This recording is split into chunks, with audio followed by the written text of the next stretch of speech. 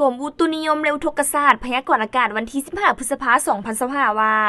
ความกดดันต่ำของอากาศร้อนยังปกคลุมอยู่ทั่วทุกภาคของประเทศลาวด้วยกำลังอ่อนสมทบกับกระแสลมตะวันตกเฉียงใต้พัดปกคลุมภาคเหนือลงหาภาคกลางและกระแสลมตะวันออกเฉียงใต้พัดปกคลุมภาคใต้ซึ่งเจนให้อากาศยังจะร้อนอยู่ทั่วไปและจะมีฝนตกฟ้าห้องฟ้าเหลื่อมในระดับคอยหาปานกลางอยู่ในแต่ละภาคและจะตกหนักเพราะมีลมพัดแรงอยู่บางท้องถิ่นภาคเหนือด้านตะวันออกแขวงพงสาลีเวียงไซสำเหนือและเสียงขวางอากาศเย็นในตอนกลางคืนหาตอนเช้า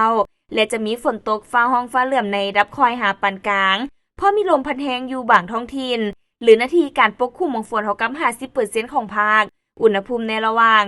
16-30 องศาภาคเหนือด้านตะวันตกแขวงหลวงน้ำทาบ่อแก้วอุดมไซหลวงพระบางและไสยบุรี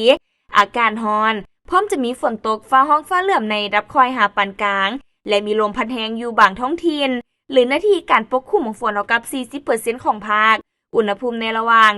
20-33 องศา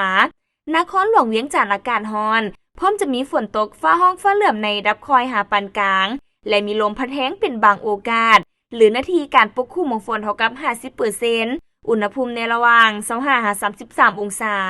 ภาคกลางแขวงเวียงจันทร์บุรีคำไซคำมวลและสวรรณเขตอากาศร้อนพร้อมจะมีฝนตกฟ้าห้องฟ้าเหลื่อมในระดับคอยหาปานกลางและจะตกหนักอยู่บางท้องถิ่นเพราะมีลมพัดแรงเป็นบางโอกาสหรือนาทีการปกคลุมของฝนเท่ากับ 60% ของภาคอุณหภูมิในระหว่าง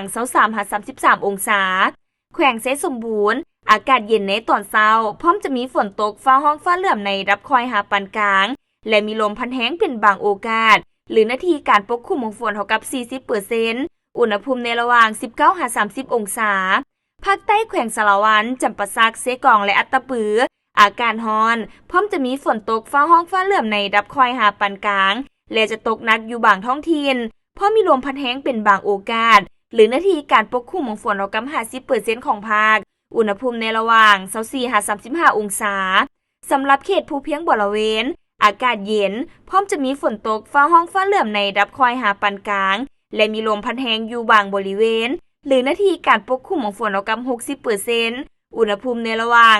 15-26 องศา